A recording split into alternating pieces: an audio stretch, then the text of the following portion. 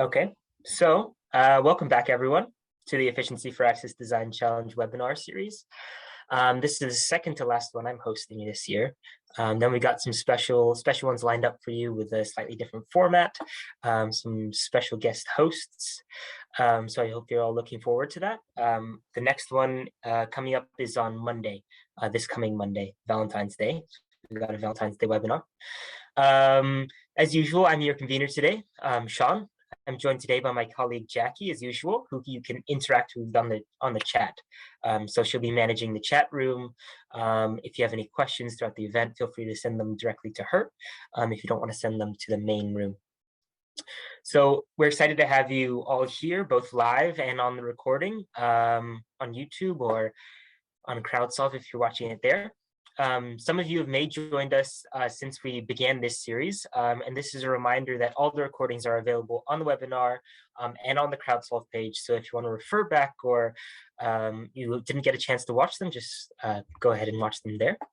The post-event materials, such as any additional readings, as well as these slides, will be available on both those channels as well. So as I mentioned, Jackie will be here in the chat today, and if you have any questions, please feel free to send them to her. The same goes for the Q&A portion of the event. If you have any questions that you don't want to address to the whole room, but would like to do it more anonymously, please feel free to send them to Jackie. That's Jackie Garcia in the chat. So as usual, a bit of housekeeping before we begin. The webinar and its transcript are being recorded. They'll be available online throughout through the channels I mentioned before. So if you do not wish to be recorded, please turn off your video and or mute yourself during this section of the event. And then today we'll be hearing from three speakers who I will introduce you to in a moment. When they're presenting, please mute yourself to avoid any distractions. However, we encourage you to turn on both your mic and video for the Q&A portion of the event. It'll be great to get some live questions today. If you feel brave enough to turn on your video, turn on your mic. But we also have, if you want to do that, we have a hand raising function. So that's just in the toolbar at the top of your page, I think in the far right. And you can just click raise your hand and we'll call upon you. Again, we're also open to questions in the chat throughout the event. We'll pick them up at the end. And feel free to send those to the whole room or to Jackie. I also encourage our speakers to participate in the chat if you would like, if you find the time. If you want to share any additional materials, pose any questions to our audience, or engage whenever you have the time, that would be great. So if you don't get this fill in don't get your fill in this hour, and you're watching this recording or sometime down the line, feel free to engage in the CrowdSolve post in this one for the webinar in the comments. So the comment section will be open for discussion. If you want to talk with your fellow participants, particularly if you start working on this section of your project and you want any advice, you want to discuss it with anyone, feel free to get in there. We might also be sharing some additional readings in there. So remember, this year's webinars are organized around the different elements of the assessment criteria, and you will have to address the same topic in your own design process. So I encourage you all to ask as many questions of our panelists as possible while you have their attention. There's some experts in this field. Today's session is particularly helpful. Today we're looking at business models, an essential part of your project, but as many of your teams are made completely of engineering students, many don't have experience with business models. So today's session is specifically looking at this question here, which can be found in your challenge brief. How well is your business model considered affordability, payment models, existing supply chains, manufacturing, distribution channels, local partners, and services associated? Consider the pricing cost strategies to make your business model commercially viable. So this will kind of be an introductory session to business models as well, because we haven't had one yet. Here's the agenda today. We only have about an hour for today's session. Right now we're going through the introductions, but I'll just in a moment, I'll introduce you to our speakers, and then we'll have a Q&A portion, and then our usual surveys and closing. So without further ado, let me introduce you to our speakers. We have three today. First off will be Martin Messia. Martin is a young entrepreneur and leader dedicated to providing quality and affordable solar energy solutions for Malawi's last mile communities. He has spent the last 2 years building a profitable solar distribution business model and a team of highly motivated staff and sales agents. Martin also has a track record of global advocacy and youth leadership. His work featured in the United Nations, UNICEF Africa, the International Renewable Energy Agency, and the UN Major Group for Children and Youth. He's working on the sectors of organizational management, sustainable development, green finance, and climate change management, with the goal of growing his enterprise to reach more people across Malawi. He's recognized as a rising young leader in the renewable energy sector in Africa, a winner of the 2020 Distribution Prize, fellow of the 2021 Nzisha Prize Fellowship, member of the UN Sustainable Development Solutions Network, Youth and Segal Family Foundation 2021 champion. So welcome, Martin. It's great to have you here. And he'll be speaking first. Maybe just wave. I think you have your name there, so it doesn't matter. But welcome. Next, we'll be hearing from Shripati Hadigo. So Shripati currently works as a program manager for the Global SDG 7 Hubs program at Selco Foundation. He's part of the team that develops the energy access implementation programs by replicating the learning and processes across different geographies with local partners. Prior to this, he was involved in the work pertaining to the applications of space technology in community development. He had co-founded a venture that worked towards developing supporting ecosystems for sustainable farming practices. Shripati has masters in space technology from International Space University, France, and an undergraduate degree in mechanical engineering from National Institute of Technology, Karnataka, Suratkal, India. Is that correct, Shripati? So welcome, happy to have you here. And then finally, we'll be hearing from Julian Patron. So is Julian here? I don't know if you've joined since then. Yeah, I can see you in the room. Julian has dedicated his career to solar, and with 15 years of experience in the global solar industry in Germany, China, and France, having served Jinko Solar Group during its takeoff period. Julian came back to launch a very ambitious African company focused on cutting-edge IoT innovations for the off-grid lighting in productive markets. Winners of many innovation prizes in Africa, the GB has developed several connected smart solar solutions, from solar home systems to solar water pumps and milling machines, and has a complete research development lab as well as a manufacturing plant in Mbor, Senegal. So welcome, Julian. Welcome to all of our speakers. Happy to have you all here. And I won't take up any more time. We'll be hearing from Martin first. So why don't you take it away, Martin? Let me know when you want me to change the slide. All right.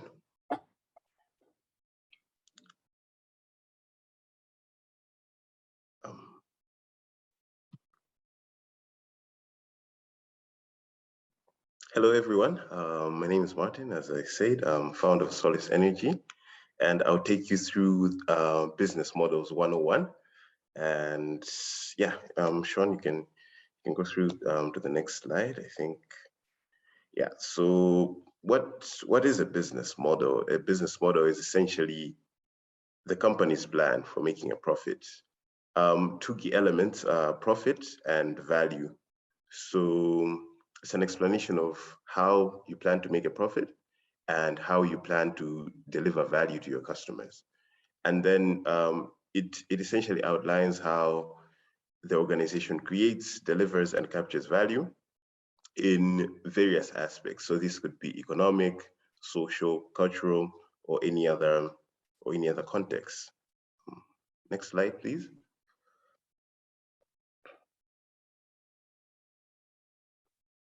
So why are they relevant? Why is the business model sort of like the foundational thing whenever you're venturing out, and why do you need to have a good business model? So what the business model does essentially is explain 4 core things, and that is the product or service the company will sell, and how it intends to market that product or service, what kind of expenses it will face, and how it expects to turn a profit. So it's important because it provides investors with the knowledge about the competitive edge of the company. It places you above several competitors. it places you at a priority, maybe with some investors that you're in contact with, because they can see the value of your business and they can see how much impact it could have. And so a strong business model leads to great cash generation and future expansion. Next slide, please.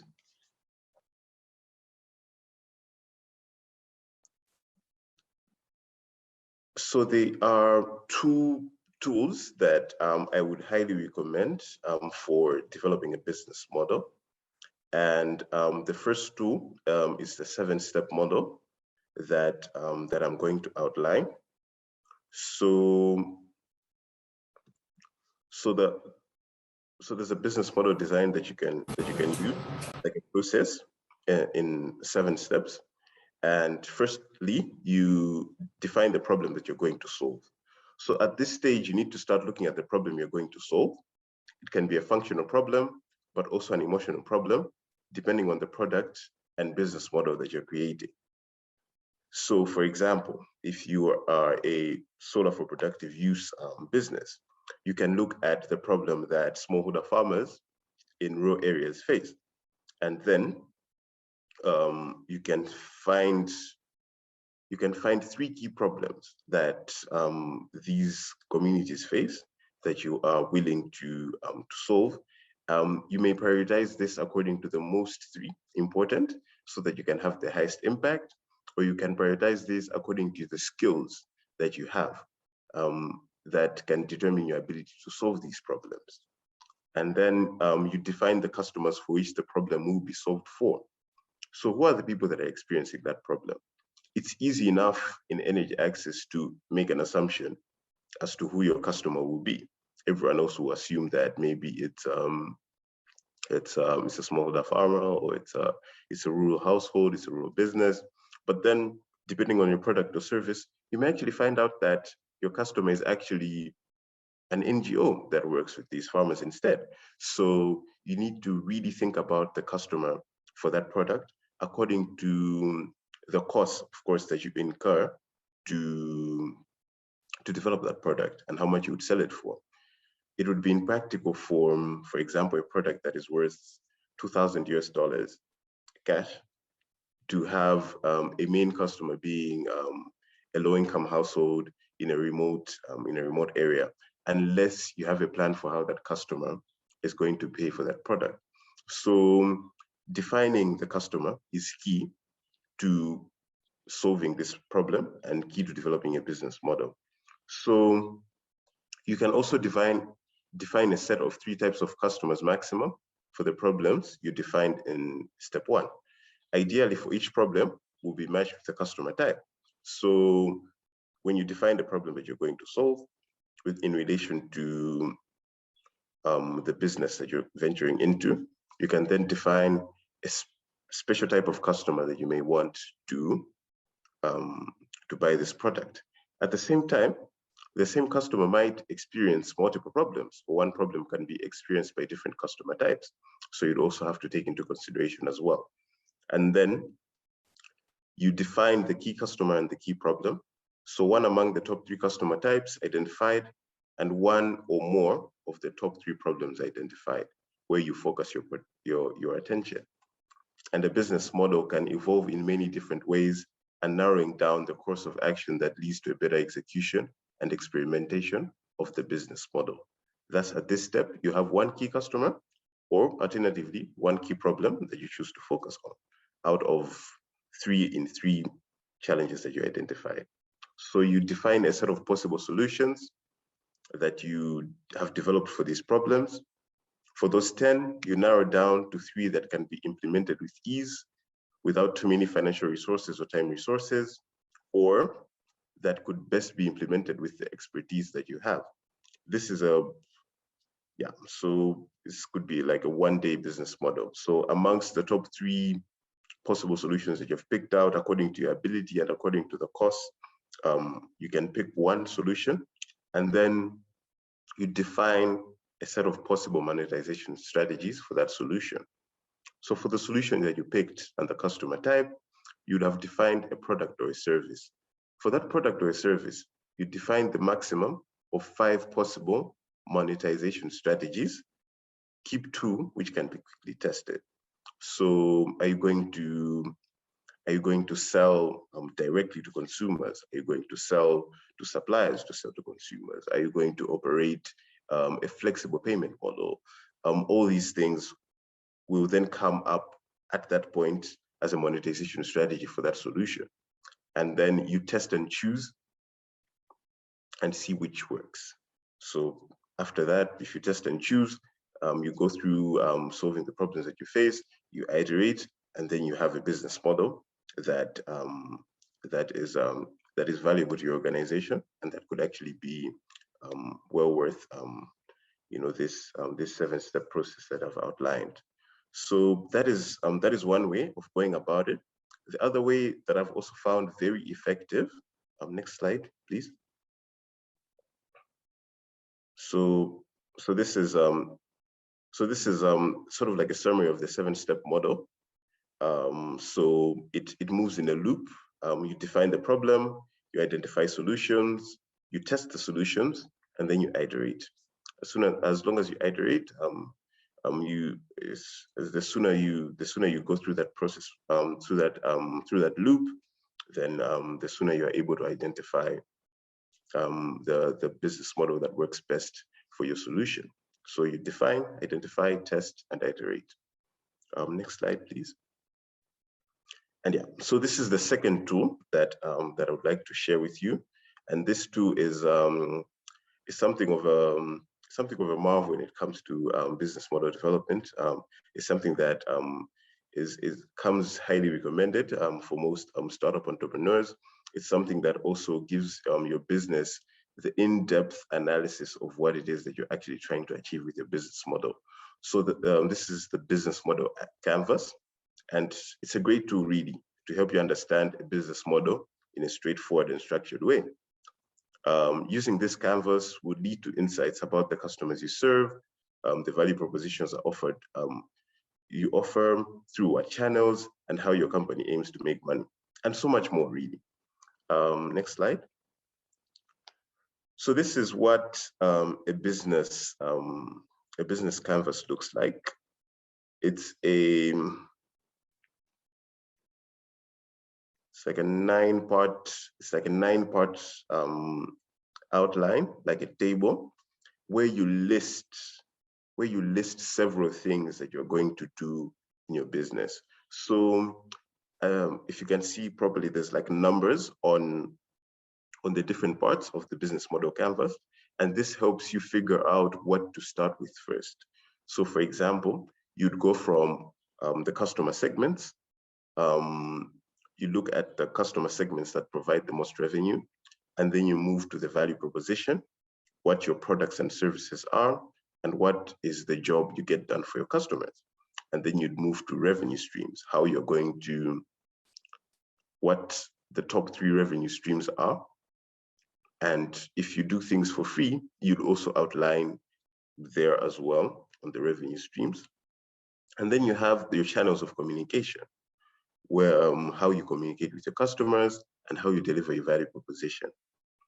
And customer relationships, how you will maintain them, and what sort of dynamic are you choosing to have with your customers. What key activities would you then do every day to run your business model, and key resources that you'd need to run your business. So the people, the knowledge, the means, the money that you need to run your business. And then key partners that you can't do the business without. So these are not exactly suppliers, but then people that you plan to work with to deliver your business model, to deliver the impact that you choose to, that you want to manifest. And then the cost structure. At last, you list your top costs by looking at the activities and the resources. So this tool cannot simply explained in 30 or 60 seconds, but I would highly recommend you to head on to businessmodels.com and then look at it. Look at this tool. It's a free tool. It's accessible. It's easily accessible, and there's a step-by-step process that you can use to narrow down your business model, to refine it, and then to see the many ways in which you can actually materialize this. Next slide, please. Yeah, so I've got a couple of recommended resources, just two really, on the 7-step process of how to creating a business model, which helps you get a general understanding of what it is that you're trying to achieve, and then the step-by-step guide to creating a business canvas, and the free business canvas template that you can also use as well, to really narrow down into what it is that you're going to do. So I think I've run out of content here, Sean. That's perfect. No, that was great. So thank you, Martin. I think those are some really great tools as well for the students to kind of start building their own business model from, great templates to and basis to work from. Thank you. Really clear presentation. Thank you. All right. So if you have any questions for Martin, feel free to start sending them in the chat. But we also have this Q&A portion at the end, so that's where we'll answer everything. So see you there, Martin. All right. Thank you. Next up, oh, here's his contact details, by the way. And these slides will all be shared with you after. Next up, we have Shripati. Would you like to take it away? Thanks, Sean. I'll have your slides here, so. All right, can you hear me? Perfect. Okay. Hi, everyone. So thanks, Martin. I think it's quite interesting to sort of have the basics 101 of the business model. So what I'll sort of take you through is actually an actual business sort of case in terms of when you implement solar powered livelihood solution or productive use of energy solution, how do you sort of look at the business aspect or what's actually happening on the ground in order to provide the right technology, right financing model, right sort of training support, etc. So I've taken an example of something which is sort of which is easily comprehensible for everyone, which everyone sort of connects to it through an example of solar powered retail refrigeration for fishery. If you would go to the next slide, there'll be, I think, a lot of movements, Sean. This is just the structure of the presentation. Going to go through typology of entrepreneurs, typology of different businesses in case of retail fridges for fishery, and then how actually we need to look at the business models for these refrigerators owned by the entrepreneurs, and then one case study, and then also last and ending it with what we call as the ecosystem for livelihoods. Next slide, Sean. So I mean, the presentation was sort of made in such a way that it sort of has that flow one after another. So bear with me for a lot of slide changes. Anyway, just go forward, Sean. So refrigeration, as we know that when you think of an entrepreneur whose business can be accentuated, can be improved with the cold storage solution. It could be to keep milk and dairy products, cold beverages, fresh juice, ice creams, flowers, and also the fish. So just wanted to sort of bring the context of what are we talking about over here in terms of which business are we taking forward for the discussion. The next slide, please, Sean. So yeah, I think this is very critical. So I think one point that Martin mentioned was very important there is to understand the market, to understand who are our customers, right? So who are we talking about here? So if let's say if you are an entrepreneur who has who either a solar energy entrepreneur who is going to sort of install the solar powered fridges with your panels, or if you could be a manufacturer who is doing efficient fridges which essentially will go to the entrepreneurs in the end. In either cases, you have to understand your end user very well. In this case, we've considered some of the vulnerable small and micro entrepreneurs in the coast. So this, for example, the first typology is the fishermen with small boats who are catching the fish, probably around 100 to 150 kg of fish every day. Next, Sean. So, and yeah, I mean, where do they source the fish? They source it themselves, and their business is on the shore, and then sell it directly to the customers or to the bigger wholesalers. And also, and the most importantly, what we do in the cooling is to either store the bait or to actually keep the fish before they sell it to the wholesalers or retailers. So this is the first type of customers we're talking about. The next slide, you can actually go 2 slides.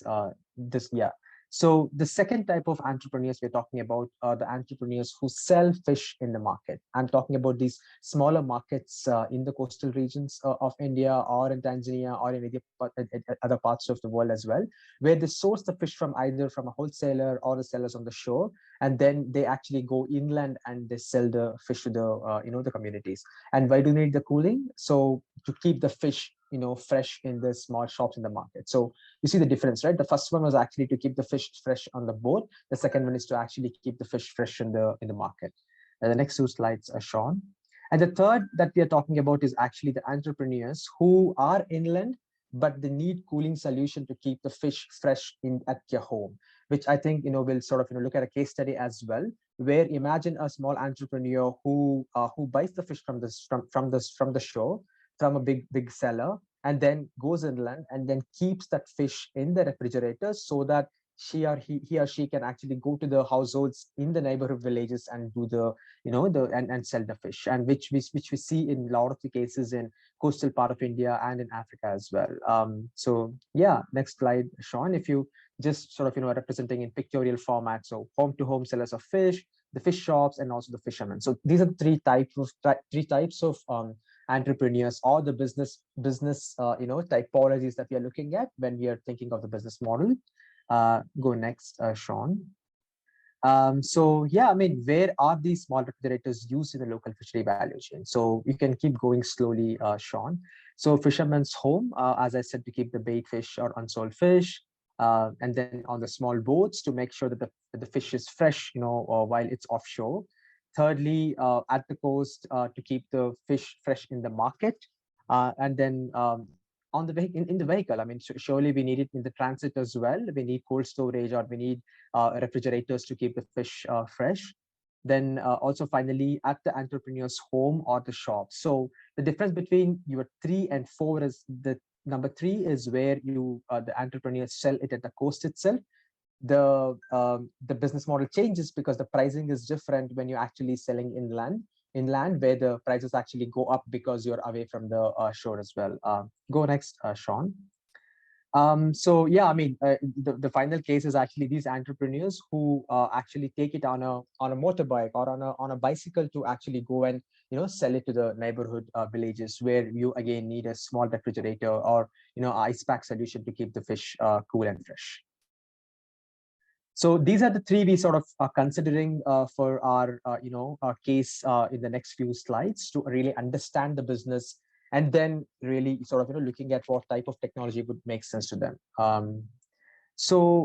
Yeah, I think as I said, these are the 3 type of businesses. If you go next, Sean, and the technology that we are looking at, let's say a 200-liter solar powered DC fridge or a 300-liter solar powered DC fridge. Now this slide is important. Why I sort of brought in the technology aspect after talking about the business models is technologies are available. It's not that you don't have a solar powered refrigerator. There is 150-liter, 100-liter, 200-liter, 300-liter. Even you have up to 5 metric ton, the cold storage solutions that can be powered with solar.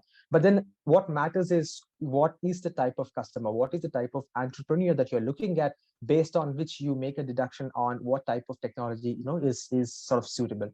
So in this case of what I'm talking about, a fisherman who fishes around 100 to 150 kilograms a day, and probably for an entrepreneur, as you can see here in the picture, small spaces, probably 30 to 50, 30 by 40 feet of small stores where the entrepreneur keeps the fish. That's where the 200 or 300-liter refrigerators would sort of make sense.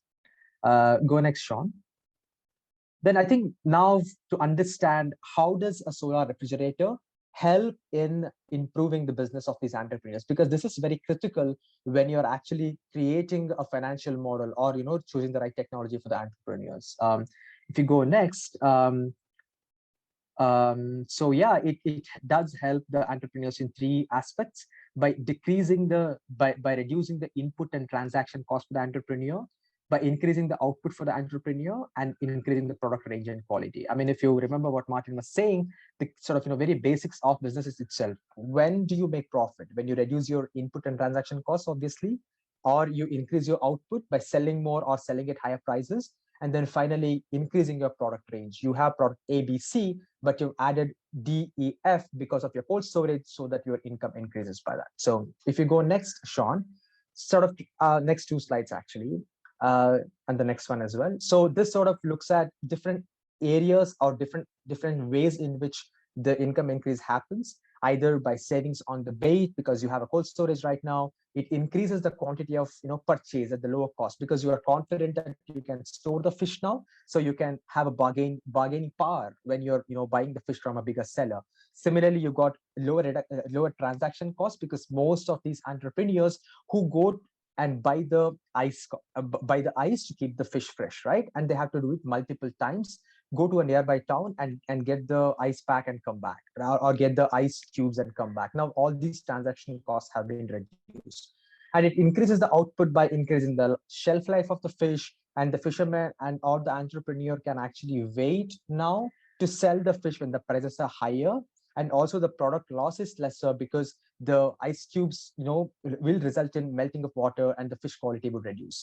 And then finally, also because I've got a refrigerator right now, I can actually go for a higher quality or a special sort of a species of fish which costs higher for me to buy, but I was not buying earlier because I was not confident whether I sell it or not. But in this case, I am, because there is the cold storage, so that the product range is also increased, the diversity is also increased.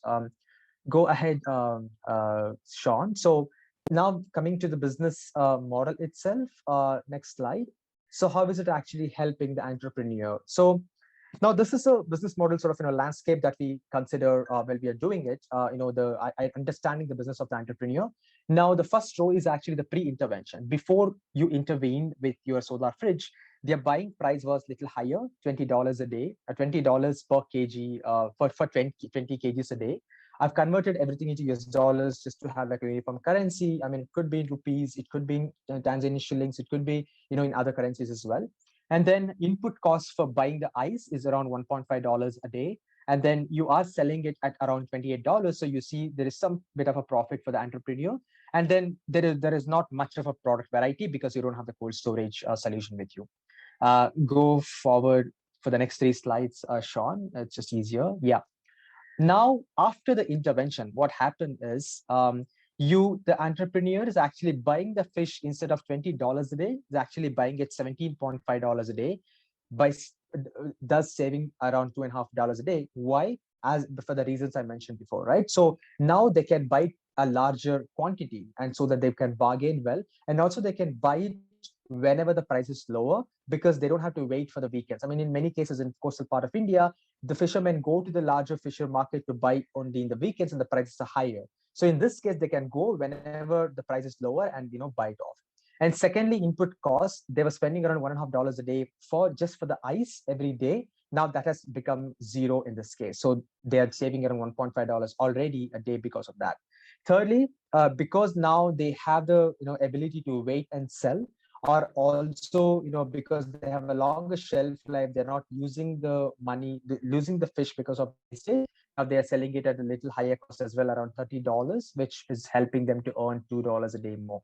Then finally, this is very interesting what we saw in our the around 50 plus refrigerators we have done for fishermen, is that now they can actually go for special variety of fish, which costs higher but also sells at the higher price. Now because they have a cold storage, they can actually afford it, and they make sure that even if they don't get sold, they can keep it with themselves. So the next slide actually sort of brings it all together.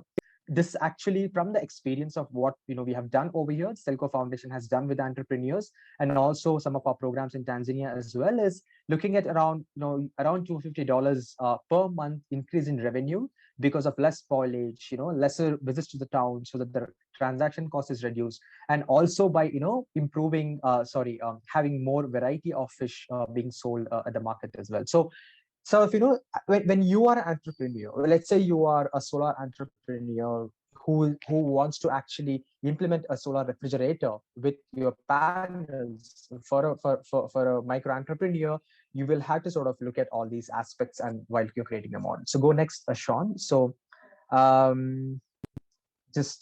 think just go next.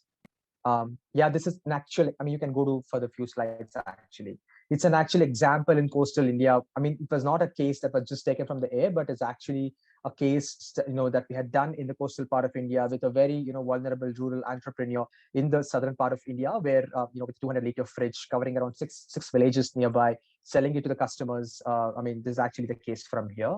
And that's the fridge you see in the picture where the fish, has been stored. The next one.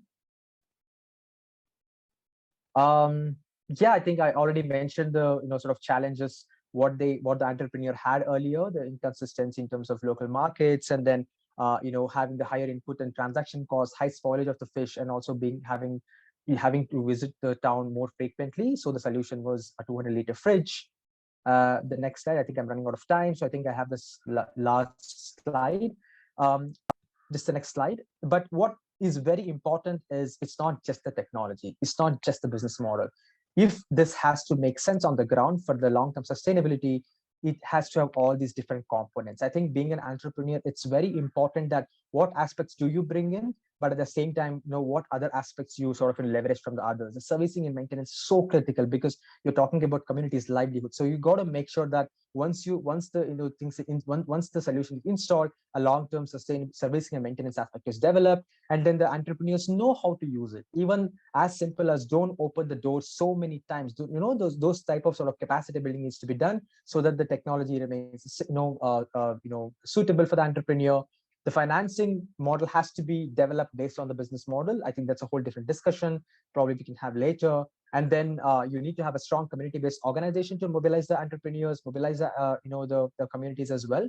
And then obviously the technology and the local enterprise that will do these solutions. So yeah, I know probably some things would have gone fast, but the slides will be shared with you, and if there's any question even today or even going forward, we'll be very happy to share. Thanks, Sean and everyone. Yeah. Thanks, Sripati. I think really highlighting the importance of understanding your end user and your market that you're operating in. So that's a really important aspect of all your business models. We did a little bit about identifying your end user in a I think, very early on, one of our first webinars of the year. So when you're considering your business model, you can always refer back to that webinar as well to try to really understand them. But yeah, thank you, Sripati, about really targeting your business model so that it works effectively. I think really important. If you have any questions for Sripati, he's around for the Q&A, so please just send those in the chat or raise your hand. But last but not least, we have Julian, who will be presenting. Julian, I don't believe you have any slides today. I would just stop sharing my screen now. Is that correct? Yeah. If you have your own slides, you can always share them. Julian, there you go. Hi, we can hear you. I'm sorry, guys. I'm trying to fix the video. Great. All right. So hello, everyone. So nice to be with you guys. So I was told earlier that my presentation was due late, so I will go on without it. No, the main purpose was mainly to actually discuss the fact of building a business model based on some assumption. I mean, all of you guys, you may probably already are thinking about something, about the good, about the service, and that could provide something that could impact the customer, the community, and that may be a very great idea. The question now, when you are going for business and modeling and for expanding this idea into something real, is to ask you the right question, and is to also do the right planification. And it's always very, very difficult when you lack some experience, when you lack some contacts, when you lack some information. That's why the very important aspect of building a business model, as it was just shown to you on the prior presentation, is to get the real data, the data from the field. And when I mean data from the field, is data from your potential customer, is to be able to gather enough information to understand all your idea or all the service or the goods you are thinking about developing or about bringing to the market, are going to make some profit. Because at the end of the day, you may provide, invent, develop some great ideas, great services, great goods, machines, whatever. But if there is no profitability on top of it, even if the profitability is low, then no investors, nobody is going to provide you any support. Maybe some grants here and there, but at the end of the day, the goal of every supporter is that your business will scale, will develop, will be able to impact as much as possible stakeholders. And so the issue is to find out where is the money, and that is a very, very important question once going for business modeling. And sometimes, as you just saw, the pattern of your customers are already established, meaning that they are already paying for something that is probably providing them sort of satisfaction, maybe not as much as they could afford, but at the end of the day, for example, you know, nature doesn't like emptiness. I don't know to say it properly in English, but meaning that if there is a need somewhere, probably it's already fulfilled with something. Probably this something in all developing countries is not very satisfying for the customer, for the beneficiaries, but at the end of the day, do they have any choice? So what you would develop, what you would provide as a solution, as an alternative, should be much better, for sure, should be much more satisfying in terms of maybe money, maybe not. Maybe it's only saving time for the customer. So if you provide something that saves time for the customer, they will probably be able to pay a bit more. So all of the things, all of this data and information, the market itself should provide it to you. So don't be afraid to go on the field, to spend many time to understand where is the money, how does the money move from here to there. And starting from here, I will explain you a bit the business that we are developing here, thanks to the support of efficiency for access. This is a solar milling solution for grain processing. And in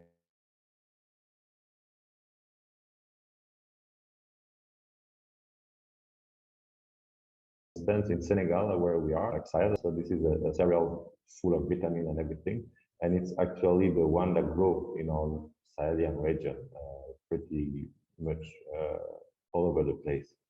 And the question here is that the grain is growing in a very aggressive environment, so it needs to be processed before we can eat it. And the issue is that, as you know, electricity is not everywhere, and people don't have much solution, so they have to do it manually, or because it's very constrained, it takes a lot of time and effort, and it's very bad for the health, and mainly the women or the girls are doing it. The other solution is to take a cart and to go to the city or to go somewhere where electricity is available to process, and you'll have to pay for it too. So at the end of the day, you see the need is here. There are solutions, but probably there is a better solution, or something that is maybe the same cost, maybe even a bit higher in terms of costing, but that will bring an extra benefit to the beneficiaries, to the customer. And this is where we offered a solution of a solar hub providing grain processing services and also extra services, because since you have a solar hub, a small, you know, a shop with solar panels, you'll be able to provide other services on top of grain processing.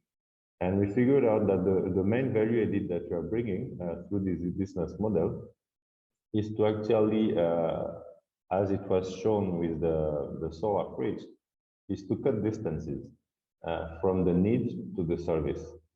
Distance in countries where we don't have cars, we don't have good logistics, distance is a lot of time, and it's also a lot of pain when you have to travel by foot, walking, or by horse cart, donkey cart, whatever, even motorcycle. It's very difficult. It's a lot of time, and yeah, it's not easy. So the fact to be able to bring a service nearer to the households, to the beneficiaries, is something that is impacting a lot. And this is where the money is. Because if you stand at the customer point of view, then the service will be a huge value added to what they are used to. So, and the question for us from the beginning, when we pilot, and you have to pilot, once you gather the information, when you have a picture which is never 100% of reality, you have to test something. You have to experiment it. You have to get the real information, not only the one you receive from interview or from discussion or from research. You need to have the real information, which is money, which is who and when and how much are the people, can the people pay for what you are providing. And PowerPoint research is always good, but at the end of the day, the market never lasts. So this is something you really need to assess. And this is something that will give you the right idea about how to improve your business model. It's always something to be very aware of.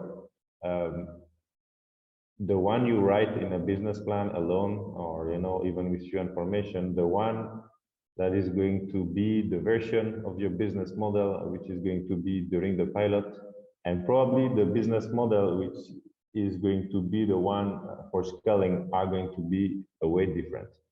Probably the need existing in the market is the same, but the solution and the way you market it is going to be different from the beginning to the end. It's going to evolve, and you have to be ready for that. You have to be open enough to understand that sometimes if the market is behaving a bit different to what you expected, you need to adapt. And without any, it's the main value added of an entrepreneur, to be able to adapt not only to the market, but to the technology evolution, to the culture, to the competitors, and to every solution that is going to come. So that is something that is also very important to understand. What you write in a business model is not forever. It's not something you have to stick it to, it's a guideline. It's something that is going to guide your potential investor, to give some, some guidance, and also for you to be able to iterate, to come back to it and to see, okay, where am I? Maybe I have to change a bit here. Maybe, okay, I realize that the price is not the one the first one was not the right one. I have to adapt. So let's change it. Does it work? Does your financial assessment work if you decrease the price?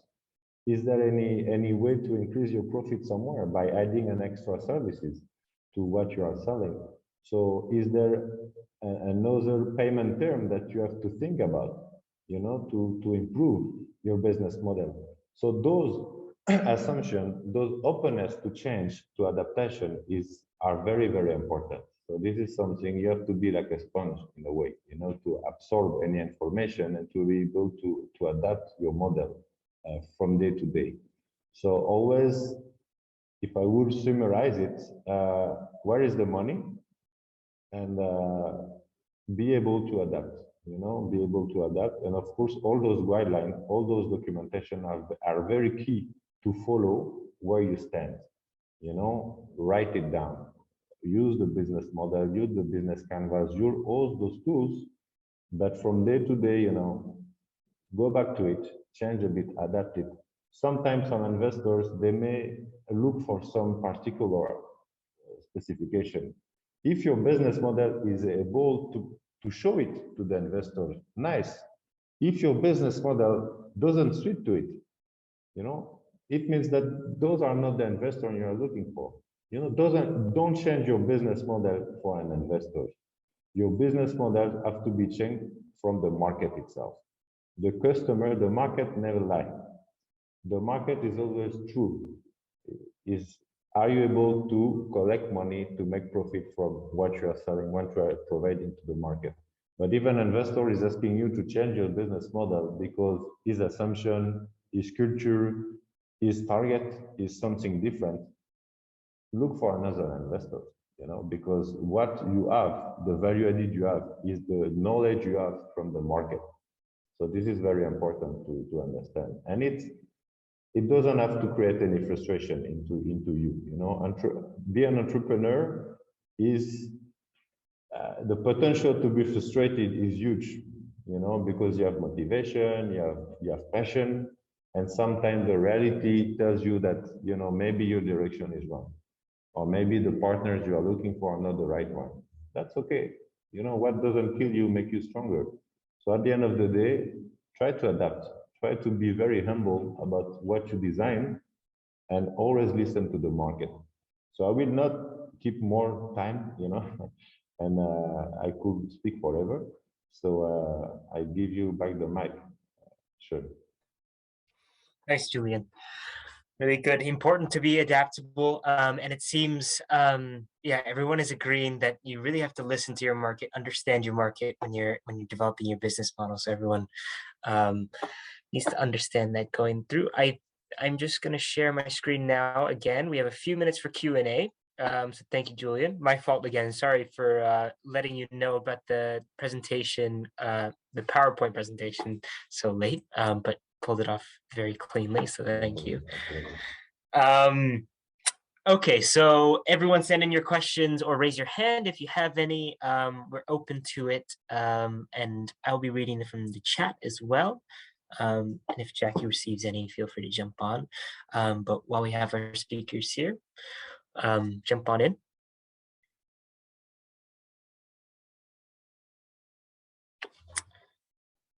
We have one here. If you do not have, I think, open to this is fairly general, so open to the panel.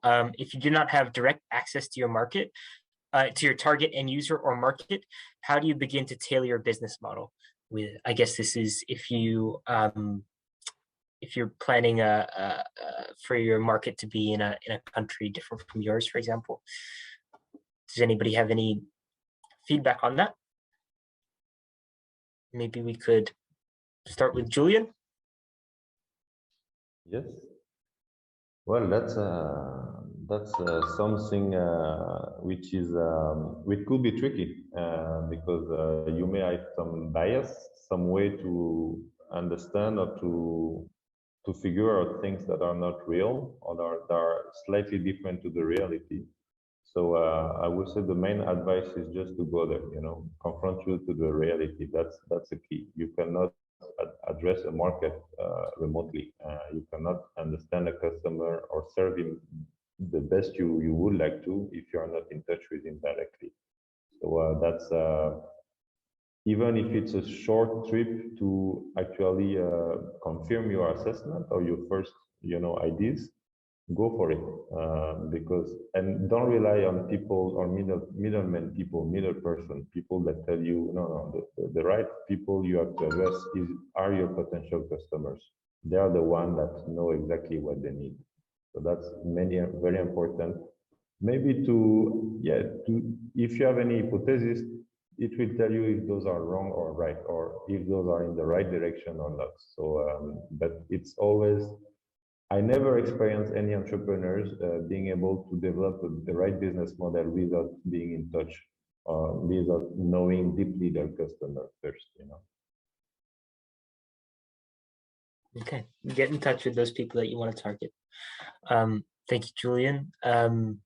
We have another question here, maybe for Martin.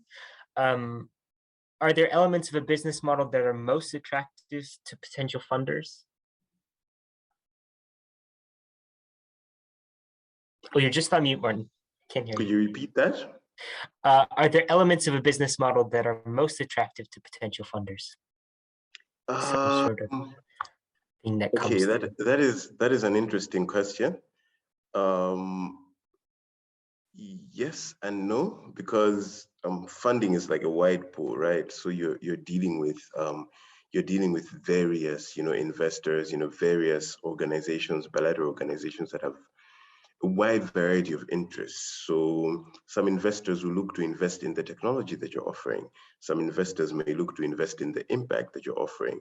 Some investors may choose to invest in actually your customers because they realize that that's their way of getting, to positive impact.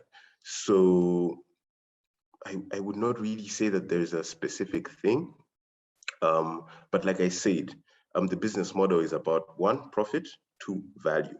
So profit highlights how profitable the business model is going to be.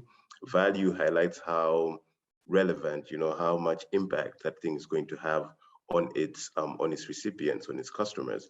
So focus on having a business model that is as complete as it can be. Narrow down on the specifics of what you're trying to do. If you're trying to develop a technology, make this the best technology that you can make it. If you're trying to develop a delivery plan for your product, make sure that this delivery plan is foolproof. It's effective, it's cost effective, and it utilizes the least amount of resources that it can. So look at all these elements that I've offered, especially using the business canvas. Make sure that you have done the best, for each of these segments, because you never really know what a specific investor is looking for. You may have an idea of what they're looking for, but even if they have something specific that they're looking at, a weakness, in the other aspects of your business model may actually set you at a disadvantage. So please just focus on, making it, the best that it can be, because at the end, it's not only about the investors, it's also about your customers, it's about the market, it's about your business, it's about your entrepreneurship. So that's what I think my thoughts on that would be.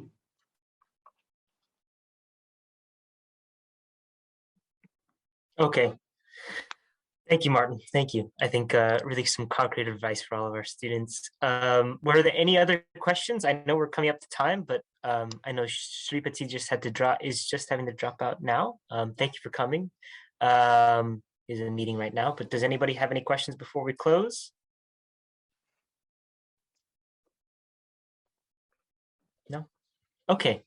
Well, then I first would like to thank all of our speakers for coming today. It was a great presentation. I think a great introduction to business models. I hope this was really helpful to all of our students. So thank you for coming. And as usual, we have some closing asks of you. So we have this short feedback survey that's really helpful for us in developing these webinars, improving them as we go forward. So whether you're watching now, it'll just take 1 minute to do right now. Just scan with your phone or follow the link here or in the chat. Just takes a moment. And if you're watching the recording, please do this when you're watching the recording. But yeah, that's really helpful to us. I'll leave that up for 1 second just so people can get this down.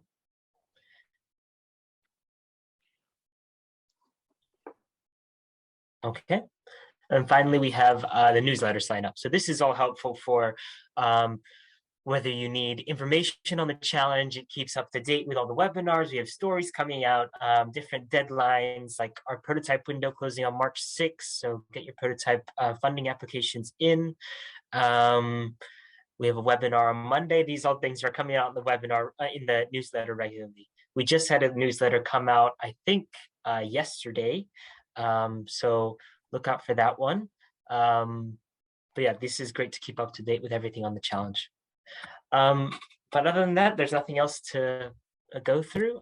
Thank you to all of our speakers again, Martin, Shripati, Julian. It was great to have you here.